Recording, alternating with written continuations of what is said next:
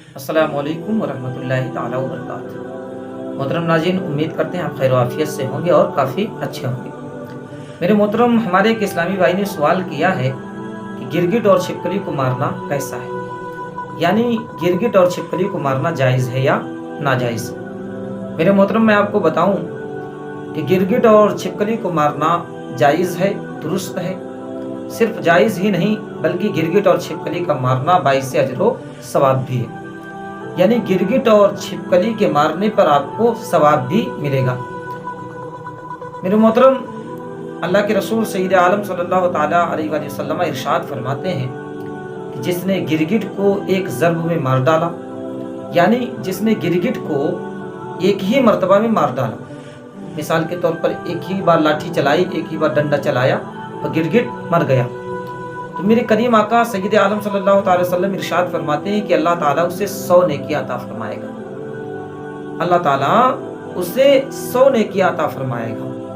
और अगर किसी ने दूसरी ज़र्ब में मारा, मिसाल के तौर पर एक बार लाठी चलाई नहीं मरा, दूसरी मर्तबा चलाया मर गया, तो अब अल्लाह रब्बुल इज़्ज़त उसे 90 नेकियां अता फरमाएगा। इसी तरह अगर तीसरी मर्तबा में मारा तो अल्लाह ताला उसे 80 नेकियां अता फरमाएगा।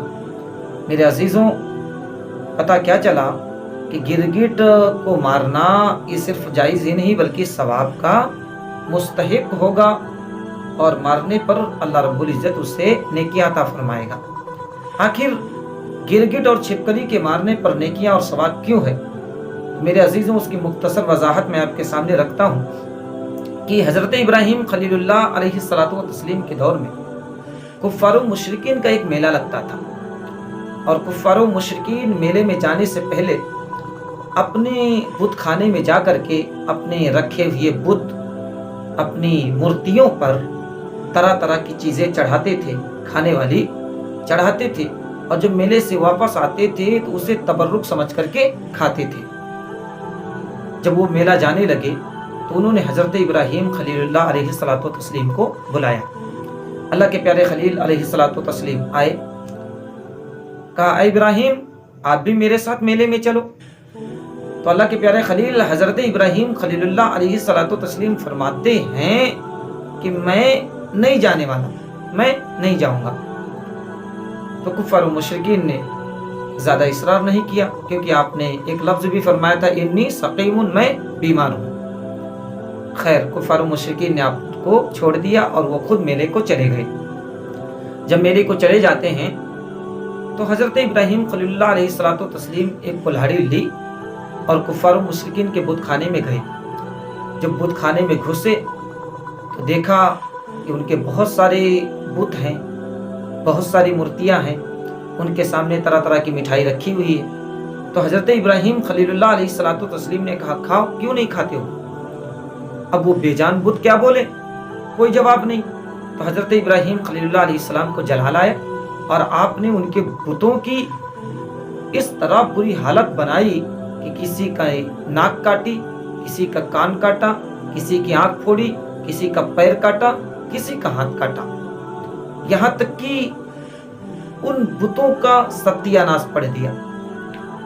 और जो सबसे बड़ा वाला बुत था, आपने अपनी कुल्हाड़ी को उसके कंधों पर रख दिया। फिर उसके बाद बाहर आ गए।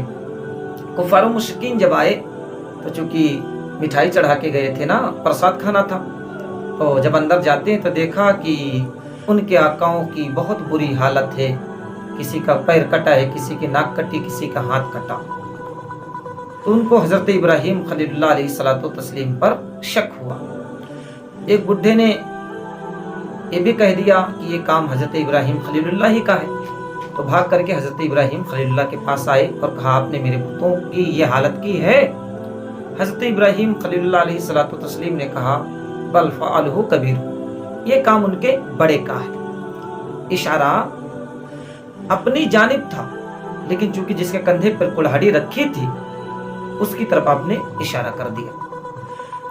कुफ़ार व मुशरिकीन को फिर भी यकीन नहीं हुआ, और आपने हज़रत इब्राहीम खलीलुल्लाह अलैहिस्सलातु व तस्लीम को कुफ़ार व मुशरिकीन ने हसद व जलन की बिना पर सज़ा देनी चाहिए। लिहाजा किसी सज़ा का इंतखाब नहीं हो रहा था, کہ شیطان آ گیا اور اس نے کہا کہ ایک آتش کدہ بنایا جائے جس میں آگ جلائی جائے اور حضرت ابراہیم خلیل اللہ کو اس میں ڈال دیا جائے۔